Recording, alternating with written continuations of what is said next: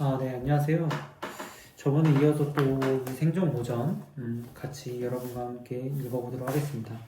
저번 주에는 저희가 알다시피 성인의 그, 고전이 뭔지 물어봤고, 그 고전에서 주인공이 등장하잖아요. 그 주인공인 성인이 뭔지에 대해서 우리가 한번 같이 공유해 보았습니다. 오늘은 그런 이 성인의 조건이 어떨지 이 책에서 이제 설명을 하고 있는데요. 그 조건에 대해서 한번 같이 이야기해 보도록 하겠습니다. 성인의 조건의 첫 번째 장을 가보면 딱 나오는 게 이제 조문도 석사가이라는 게 나오게 돼요. 물론 이 책에서 제시하는 것이 다양한 뭐랄까 맥락 어떤 좋은 글귀라서 갖고 오는 것도 있겠지만 이 조문도 석사가이라는 것 자체가 이 성인들이 어떤 그 깨달은 각자라는 거, 그러니까 도라는 게 뭔지를 안다라는 거죠. 깨달음이라는 게. 왜냐면 사람은 크게 제가 구분할 때는 뭐 구분을 지을 수 없다고도 우리가 할 수 있지만 깨닫냐 깨닫지 않느냐로 구분하는 것 같아요. 그렇기 때문에 도라는 그 깨달음을 내가 들었을 때의 순간은 즉 인간이라는 측면이고, 그 인간이라는 측면에서 나오는 이 조문도 석사가이가 성인의 첫 번째 조건이라고 해서 나오진 않지만 그 맥락에서 나오는 어떤 그 첫 번째, 그러니까 영화로 따지면 첫 장면 같은 거죠. 그런 부분에서 나오는 측면에서 저는 상당히 공감이 갔습니다. 그래서 여기 이제 성인의 조건으로 이제 남자와 여자 뭐 이런 것들이 구분 지어지지 않는다라는 이제 표현도 배우는 거죠. 그렇기 때문에 우리는 이제 일반 어떤 무지한 대중으로 살아가지 않기 위해서는 삶에서 배움이라는 거를 우리가 할 수밖에 없고, 그 배움 자체가 이 저항이라는 측면에서 나오는 거죠. 즉 배움이라는 거는 수용적인 태도가 아니라 나의 능동적인 태도를 말하는 거고, 세상이 주어진 관념이 아니라 내 스스로 만들어가는 언어라는 측면에서 이 삶에서의 배움은 굉장히 중요한 거죠. 근데 이 배움이라는 게 대중교육은 상당히 자기 본능을 억제하는 데 치중되어 있지만, 이 실질적인 이 성인이 말하는 배움은 나의 본능을 억누르는 것이 아니라 그거를 오히려 도구로 만들어서 세련된 본능으로 세상을 조화롭게 살아가는 데에 이 책은 포인트를 두고 있습니다. 이 책에 포인트를 두는 것도 그렇지만 우리가 말하는 성인들, 그리고 제가 살아가는 삶 자체도 추구하는 삶 자체도 그런 것을, 본능을 오히려 억제하는 것이 아니라 내가 모르는 본능을 좀 더 발견하고 그 본능에 의해서 내가 잡아먹히지 않으려고 노력하는 것, 그게 곧 이 성인들이 끊임없이 수행한 결과라고 생각이 들어요. 그래서 이 성인들은 끊임없이 감각을 깨우는다고 하거든요. 여기 책에서는. 왜 그러냐면 이 배움이라는 게 뭐냐면 결국 새로운 걸 내가 접한 거거든요. 그러니까 새로운 걸 접했다는 것은 내가 이전에 느끼지 못했다는 걸 알았다는 거야. 그걸 꼭 우리는 감각적이고 그 감각을 깨우는 행위라고 저는 생각을 하는데, 그렇기 때문에 인간은 결국 깨어있지 않는 상태, 즉 내가 다 안다고 나를 정의하는 상태, 그것이 바로 오만하고 무지한 결과라는 거죠. 하지만 배운다는 건 즉 겸손, 즉 내가 늘 깨어있고 내가 새로운 것을 알고자 추구하는 나의 의지를 반영한다고 할 수가 있어요. 그렇기 때문에 여기서는 성인의 조건으로 첫 번째는 예술을 말하고 있어요. 왜? 일단은 성인이라는 건 좀 먼 대상으로 볼 수 있지만 예술이라는 거는 우리 이렇게 보면 이 마우스 이렇게 하얀 색깔로 간단히 되어 있는 이런 것들도 하나의 예술 작품이라고 우리가 볼 수 있거든요. 단순히 마우스에 불과하지만 이것 자체가 이렇게 간단하고 인간의 어떤 직관적이면서 세련된 어떤 디자인 형태를 지닌다고 내가 해석하는 순간 그게 깨어있는 나의 조건이 될 수가 있거든요. 즉 우리가 성인들을 어쩌면 단순히 종교적으로만 볼 것이 아니라 내가 스스로 삶을 깨어있게 살아간다 있다라는 증거라고 볼 수가 있는 거죠. 그래서 내가 언제 슬프고 분노하고 즐겁지? 이런 어떤 감정 표현에 대해서 내가 끊임없이 탐구하는 그 자세가 그 내 감각을 깨우는 거고, 그게 곧 일상생활의 예술과도 접목될 수 있다라고 느끼는 거예요. 근데 세상은 우리를 이제 이런 감각이나 감성을 오히려 이성이 누르고 있는 거죠. 그러니까 이런 말 표현이 있죠. 좀 이성적으로 생각해봐라. 사실 인간이라는 판단은 주식 투자에서도 그렇지만 그 감정에 상당한 노예가 돼 있어요. 그러니까 감정이 오히려 우리의 판단을 좌우할 수 있다는 거죠. 그러니까 끊임없이 가격이 떨어지고 공포에 휘달리면 우리는 원칙이고 뭐고 일단은 도망가고 보는 심리를 볼 수 있거든요. 그렇기 때문에 이런 감정의 전유물로 우리를 생각을 한다면, 결과적으로 우리를 생각한다면, 우리 인간은 이런 이성적인 것보다 감성적인 부분들을 같이 조합해서 이성과 감성이 서로 앙상블을 이루게 가끔 가야 된다는 거. 오로지 이성만을 강조하는 사회라는 거. 마치 돈만 있으면 다 된다는 어떤 극단적인 생각이 아니라 이성과 감성이 서로 어우러져서 세상을 살아가야 한다는 거죠. 그러니까 이성은 철저히 계산적인 측면이거든요. 1 더하기 1은 2다라는 다른 측면을 생각할 수 없는 정원 명법과 같은 어떤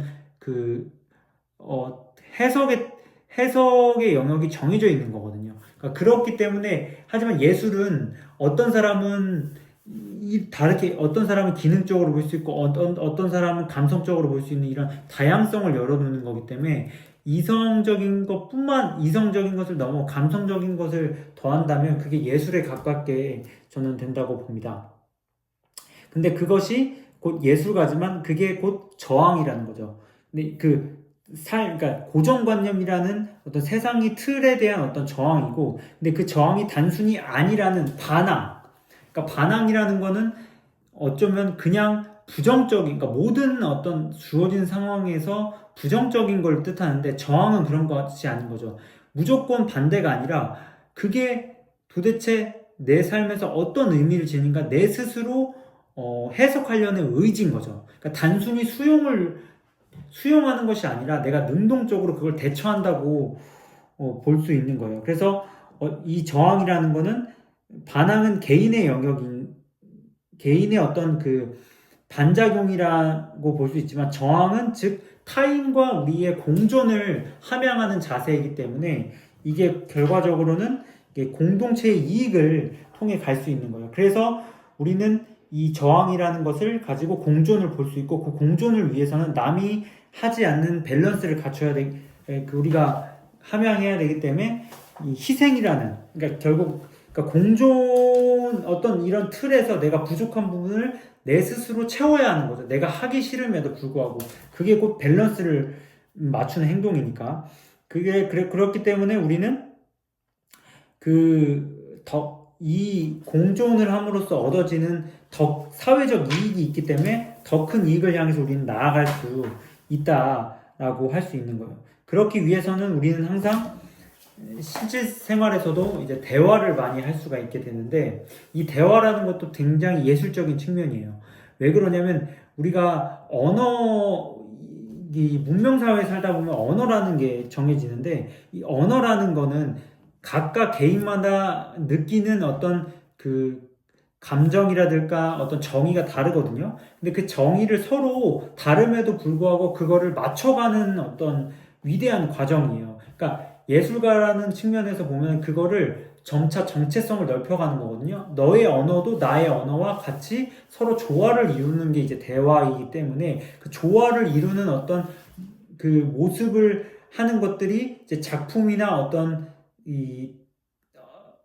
그 언어라고 한다면 그게 이제 글자만 해당되는 것이 아니라 다양한 세계를 말하는 거거든요. 어떤 상을 말하는 거예요. 인간이 표현할 수 있는 어떤 방법으로서의 어떤 형체를 예술이라고 한다면 그게 대화도 가능한 거죠. 글자로 혹은 소리로 나타내는 거니까.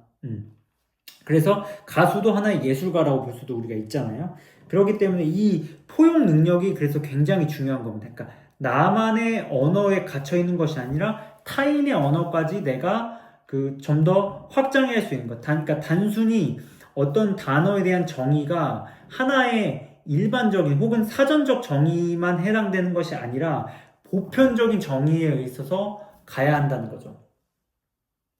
그게 곧 역지사지, 그러니까 상대방은 어떻게 느끼는지고, 그게 곧 배려고, 그게 곧 정체성의 무한한 확장이고, 희생이란, 여기서 책에 나온 것처럼 희생이란 방을 치우는 것이고, 저항이란 쓰레기에 쌓여가는 것에 대한 거부감, 깨끗한 방은 가족이 행복한 하루를 보낼 수 있는 장소라고 말하는 그 공존의 의미에서 볼 때, 즉 예술가라는 측면도 우리 삶을 깨우게 되고, 그 깨우는 과정에서 우리가 희생과 공존과 그 어떤 포용의 자세로 가야 된다. 근데 그게 어쩌면 삶을 좀 윤택하게 하는 아부일 수도 있는 거죠. 아부라는 건 부족한 부분을 채워주는 거니까.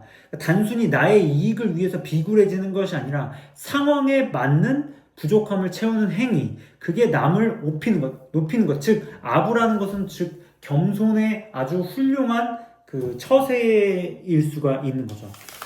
그러니까 그게 이런 것들이 단순히 예술가라는 측면에서 책에서 표현하는 건 뭐냐면 이것도 예술이라는 거예요. 그러니까 대화하는 것 자체가 대화를 그 사람과 올바른 방향으로 이끌어 나가는 것 자체도 예술이다. 즉 우리는 예술을 떠나서 살 수 없다. 삶이 곧 예술이다. 라는 거를 얘기해주고 있는 것 같아요. 하지만 그게 이제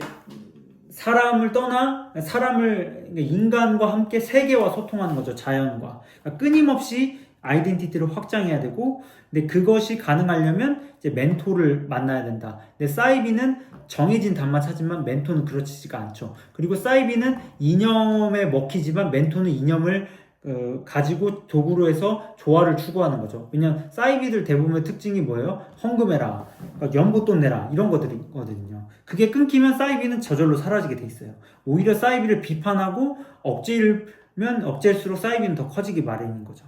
그래서 우리가 이런 어떤 삶 자체가 예술이라는 것을 안다라는 것은 무한히 나의 감각을 깨우는 행동이고, 그 깨우는 행동이 공존과 어떤 희생과 포용을 담보를 할 때 그게 의미가 있다라고 얘기해요. 그것을 타인에게 그러니까 공감시키는 과정, 그걸 이제 증명이라고 할 수 있는 거죠. 단순히 예술을 동물적 본능으로만 채워지려고 하는 것이 아니라 짧은 쾌락을 극복하는, 그러니까 더 큰 쾌락을 위해서 가는 것이 이제 예술이란 도구라고 책에서도 말하고 있습니다. 그래서 대중은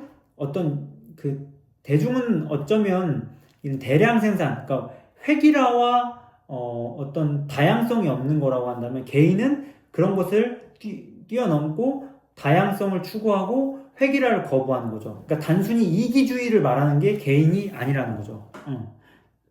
그렇기 때문에 우리는 이제 예술가들이, 그러니까 예수나 석가나 공자 이런 사람들이 삶의 상당한 예술가였다. 그러니까 그들이 어쩌면 그 어록들이 많은데 그 어록 자체가 예술인 이유가 뭐냐면, 그 어록들을 말하는 것에 그 어떤 논리적인 표현들을 보면 굉장한 포용력과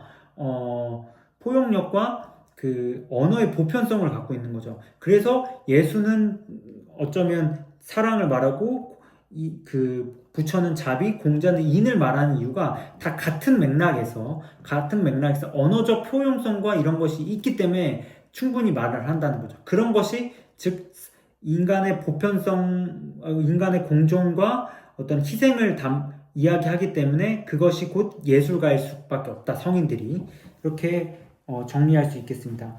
그 다음에 이제 예술가의 조건으로 이제 혁명가가 나와요. 근데 우리가 혁명이라고 하면은 이제 프랑스 혁명 혹은 뭐 프롤레타리아 혁명, 그래서 그 구소련의 어떤 공산주의 혁명을 얘기하기 때문에 폭력을 말하지만, 사실 이 폭력적인 것보다도 이 책에서 전달하고 제가 생각하는 이 혁명가라는 것은 세상을 읽어냄으로써 그 세상을 밸런스를 맞추는 행동이거든요. 마치 우리가 조선왕조도 하나의 그 혁명적인 나라란 말이에요. 그 나라가 고려의 부패와 권문세족의 양극화로 인한 조선이라는 성리학을 바탕으로 한 그 나라의 어떤 새로운 대안을 제시했을 때 이 혁명이 위대한 한글과 조선 왕조실록이라는 걸 낳는 거거든요. 그러니까 그게 곧 혁명이라고 우리가 보면 되는 거죠. 물론 그 어떤 그러니까 위화도 해공과 같은 폭력적인 부분들이 있을 수는 있어요. 하지만 그 혁명이라는 게 단순히 역사적인 측면에서 그런 큰 부분도 있지만 그 부패와 양극화 새로운 대안이 있을 때 이런 혁명이 난다는 것이고, 그것을 개인의 삶으로 느낄 때는 내 개인의 삶이 너무 극단적으로 혹은 치우쳐져 있거나, 혹은 부패라는 게 뭐예요? 에너지가 올바로 쓰여있지 않은 것을 전제로 하거든요. 그렇기 때문에 이런 내 에너지가 단순히 술 먹고 뭐 사치하고 이런 것이 부패인 거죠. 그러니까 내 개인으로 볼 때는 이런 사치와 향락의 부패, 그리고 양극화라는 어떤 극단적인 사고, 그리고 이런 것을 해결할 수 있는 새로운 대안이 있을 때 내 개인적인 삶도 한 단계 업그레이드 될 수 있는 혁명적인 삶을 살 수 있다는 거예요. 그것이 이제 이 저자가 물론 이런 내용들을 말하지 않았지만 제가 느꼈던 거고, 그렇기 때문에 이런 행동들을 함으로써 공존할 수 있는 것이죠. 그래서 지금 시대를 읽어야 된다는 거예요. 여기서 말하는 것처럼 자본주의라는 것을 읽어야 우리가 혁명가로 살아갈 수 있는 거죠. 이 자본이 극단적인 양극화와 환경 파괴를 갖고 있기 때문에 결국 이게 공멸로 가게 되는, 공존의 유일한 대체는 공멸이라는 말처럼, 리울레라도 제안가 하여튼 인도의 유명한 수상이 말하는 것처럼 우리는 이 시대를 읽을 수밖에 없는 거죠. 혁명가라는 거. 그래서 뒤에도 번역 측면에서 나오는데, 시대를 읽는다는 건 뭐예요? 즉 번역을 해야 되니까. 그러니까 그런 혁명을 하려면 혼자서 할 수 없으니까 그런 많은 동지들과 뜻을 같이 하는 사람들을 하기 때문에 플랫폼을 만들어야 되는 거죠. 단순히 돈이라는 현실적인 이익만 대하는 친구가 아니라 이런 어떤 공존을 위한 플랫폼을 만드는 패러다임 시프트를 할 수 있는 어떤 그 공동체를 우리가 혁명가들은 늘 만들어 왔다. 그러니까 공자나 부처나 이런 어떤 그 예술을 보면은 생명 공동체, 어떤 공동체들이 있거든요. 그래서 이런 번역가로 이제 이런 사람들이 활동을 하는데, 사실상 이 번역가로 여기서 등장하는 사람은 신사임당을 제시한다는 거예요. 그러니까 굉장히 여기서 재밌는데, 우리가 이제 여자가 번역가라는 측면, 혹은 이 신사임당이 사실 뭐 외국의 어떤 그 당시 이제 지금의 미국은 중국이었으니까 그 중국의 나라, 즉 명나라나 이런 나라들의 어떤 그 저서를 번역하지 않았잖아요. 우리가 생각하는 번역이라는 건 다른 나라의 언어를 새로운 우리나라의 언어로 바꾼다는 것이 이제 사정적 정의가 될 수가 있겠는데, 여기 책에서 말하는 번역가는 뭐라는 거냐면, 즉 여기에서 신사임당하는 사람이 뭐예요? 태임을 그러니까 지식적인 측면으로 보면 태임이 누구냐면 그 무왕, 주공, 그러니까 우리가 혁명의 시초라는 그 주나라라는 무왕의 어머니거든요. 그 어머니를 스승으로 삼는다고 그래가지고 신사임당이 된 거예요. 즉 뭐냐? 내가 혁명가의 자식을 낳겠다. 즉 인간을 혁명가로 만드는 과정이, 즉 번역이라는 거는 이 책에서 이제 암시를 하고 있는 거예요. 그러니까 율곡이라는 사람이 어떤 사람입니까? 그 조선시대에 노비제를 폐지하려는 주장을 제일 먼저 했다고 보면 돼요. 물론 그걸 고민해보았던 왕들, 세종이나 혹은 태종도 있었죠. 태종도 노비 종부법이라든지, 세종은 그 어떤 과거제로서 노비도 백성인데 이 노비제가 맞냐라는 어떤 질문들을 제시하긴 했어요. 하지만 이 신분제와 노비제를 철저히 폐지하자는 주장을 할 수 있었던 것은 이 율곡 2가 첫 번째입니다. 물론 제가 앞서서 얘기했지만 지금 헷갈리는데, 이렇게 떠오르지 않는데, 그 정조 시대에 왕후가 있었어요. 황후. 그 황후가 실질적으로 그 노비제를 이제 국가적으로 폐지를 합니다. 관노를 없애긴 해요. 하지만 그 앞에서의 이율곡이 이렇게 노비제를 폐지할 수 있을 만큼, 즉 세상의 균형, 이 노비제라는 것이 이제 지속할 수 없을 거라는 걸 안다는 이율곡이 말았다는 건, 즉 어머니 자체가 혁명가인 자질이 있었다는 거죠. 그래서 이 번역가라는 거는 이 재해석을 하려는 의지가 있어야 된다. 시대를 이제 읽는, 그러니까 그게 즉 혁명으로 갈 수 있는 거죠. 하지만 그런 과정에서 공동체와 조직이 나오는데 공동체는 사실 조화로운 걸 이루어하지만 조직은 효율성만 따지는 거죠. 어쩌면 계급화가 더 효율적일 수도 있어요. 왜냐면 딱딱 자리가 정해져 있으니까 해야 할 일들이. 하지만 진짜 공존을 위해서는 자기가 자기 스스로의 자리를 찾아서 움직이는 것이 그게 유기적인 행동이거든요. 그게 곧 공존의 행동인데 정해져 있는 것은 바람직하지 않다고 생각해요. 우리가 장애인이라고 부르는 것은 어쩌면 그 역할이 정해져 있는 부위가 없기 때문에 장애라고 부르는 거거든요. 사실 장애인은 없죠, 세상에. 왜? 그 신체를 대신할 수 있는 또 다른 신체가 있고, 혹은 타인이 그 신체를 대신해주면 그게 불편할 뿐이지 장애인이라고 우리가 규정하진 않을 수 없지 않습니까? 그러니까 저는 그렇게 생각해요. 사회는 그렇게 규정할지 모르겠지만, 즉 어떤 그 대상을 규정하는 것은 인간의 잠재성을 누르는 행동일 수도 있다는 거죠. 물론 그걸 규정함으로써 사회가 효율적으로 가고 그 사회가 보호받을 수 있어요. 그 규정에 침해되는 것은. 하지만 그 규정만을 강조하는 사회는 좋지 않을 수 있다는 점을 저는 생각을 하게 됩니다. 그래서 신사임당이 이 어떤 그 번역가로서의 앞에 나오는 세 가지 이유로는 여성이란 한계를 넘었다. 항상 여성이라는 건 지금이야 여성이 뭐 참정권도 있고 많은 뭐 돈도 많이 버니까 사실 여성이 돈 벌기 시작하면서 여성의 권리가 시작됐지 여성이 돈 못 버는 권리로 가잖아요. 그럼 여성의 권리는 추락할 겁니다. 남성도 마찬가지고요. 남성이 여성보다 우월하죠. 돈 버는 게. 그 통계로도 나와 있죠. 그 성재기라는 분이 그러셨죠. 남성이 돈을 더 많이 번다. 그것은 남성이 여성보다 돈을 잘 벌 수 있는 능력이 뛰어나기 때문이다. 그거는 기업가가 그렇게 했다고, 아니면 기업가는 원숭이를 고용했을 거라도 말하는 것처럼. 그러니까 결과적으로 보면은 아직도 여성이라는 어떤 규정받는 사람들이 사회에서 많이 대접을 받지 못하는 이유는 경제력이라고 생각해요. 저는 동물적으로 봤을 때 경제력이 강한 여성일수록 저는 그건 거의 남성보다 위에 있다고 보기 때문에 그 권한으로 볼 때는.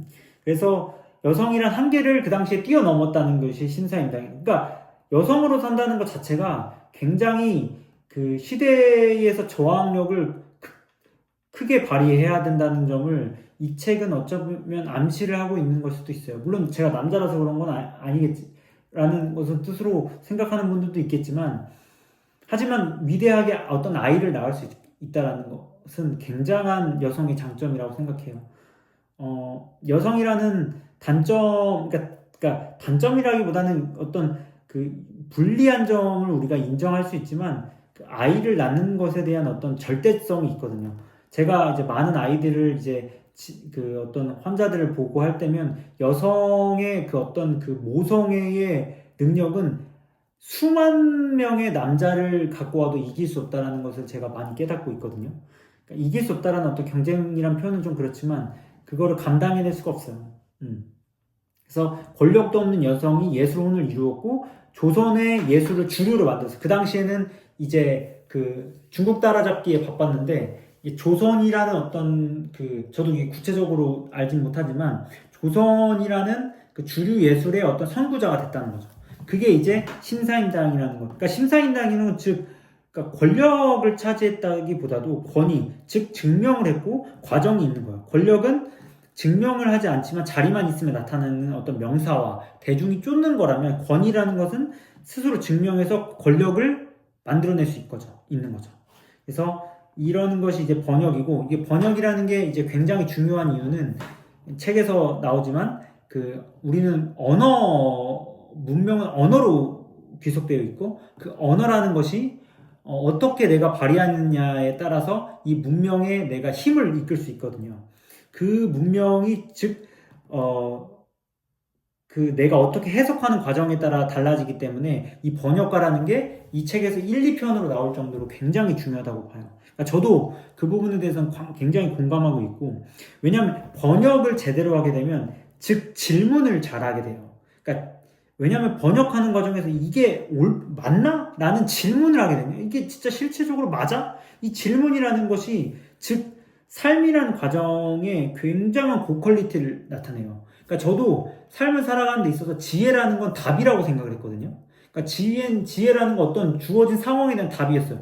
근데 제가 느끼기에는 지혜라는 건 올바른 질문을 할 수 있는 능력을 얘기해요. 이 질문이라는 것이 그렇기 때문에 위대한 거예요. 그러니까 질문은 곧 지혜를 나타내요. 왜? 질문이라는 거 하려면 일단 지식도 기반이 돼 있어야 되거든. 그러니까 지식이 바탕이 돼 있기 때문에 지혜가 나오니까 지식과 지혜를 같이 가져가기 위해서는 질문이 필요한 거예요. 단순히 답만 구하려고 하면은 이건 지혜가 아니에요. 지혜라는 건 결국 지혜를 갖기 위한 과정을 얻기 위해서 우리가 가는 거기 때문에, 즉 올바른 질문을 할 수 있는 사람만이 지혜롭다.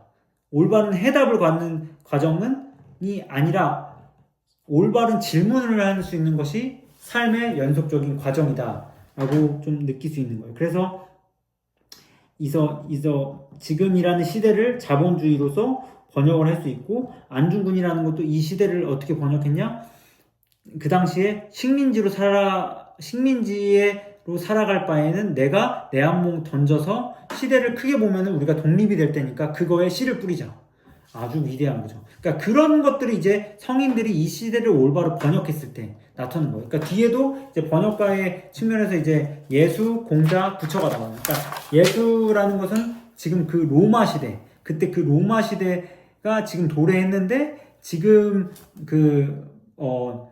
여호와 야훼에 갇혀 있는 유대인들은 그 로마 시대를 받아들이지 않고 그거를 오히려 이용해서 밑에 있는 사람들 착취하는 그 시대의 흐름을 읽고, 그 바리새인들과 어떤 정해준 율법이 넘어서 사람이 율법을 위해서 있는 거 아니라 율법이 사람을 위해서 있다라는 새로운 뉴 테스먼트 신약을 제시한 인물이고, 공자라는 것은 뭐예요? 옛나라의 주 예법, 주나라의 어떤 예법을 가져와서 그 주 예법이 인이라는 어떤 그 인간의 어떤 보편성을 추구할 수 있는 것을 바탕으로 그러니까 덕을 인간만이 함양할 수 있는 덕을 함양함을 통해서 예를 지향하는 것을 제시를 했고, 부처도 마찬가지인 거죠. 그 당시에 지금도 마찬가지겠지만 아주 뇌리에 있던 그 카스트 제도를 뛰어넘는, 즉 사문출투, 내가 그 인간이라는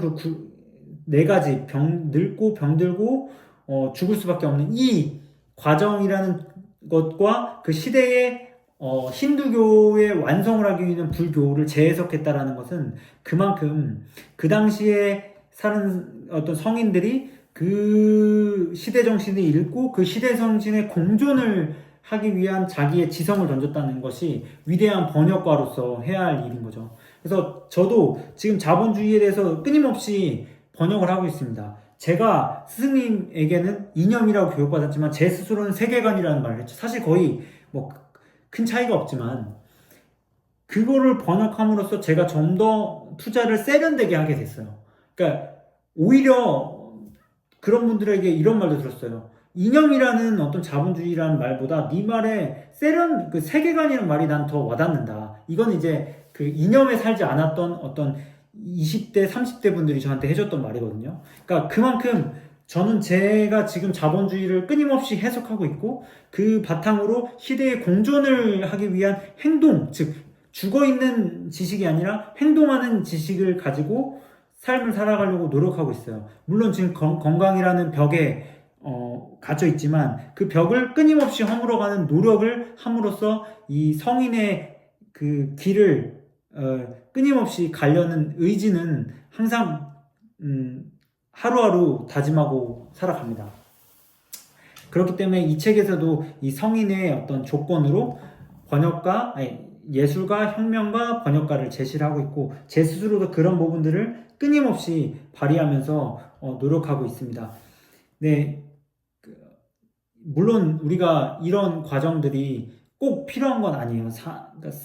그냥 나무처럼 살다 갈 수도 있어요. 하지만 내가 인간이 인간임을 증명한다는 이런 조문도 박사가 인간의 도라는 인간의 길을 가기 위한 것을 하는 것은 정말 재밌고 윤택하고 즐거운 일이라고 저는 생각합니다. 물론 남들은 수행의 길이기 때문에 고행이라고 느끼겠지만 저는 그런 부분은 이 책에서도 말하고 있지만 전혀 그렇지 않다고 생각을 해요. 오히려 더 큰 쾌락이고 그 쾌락을 한번 맛본 사람은 더 큰 이익을 향해 간다고 생각합니다.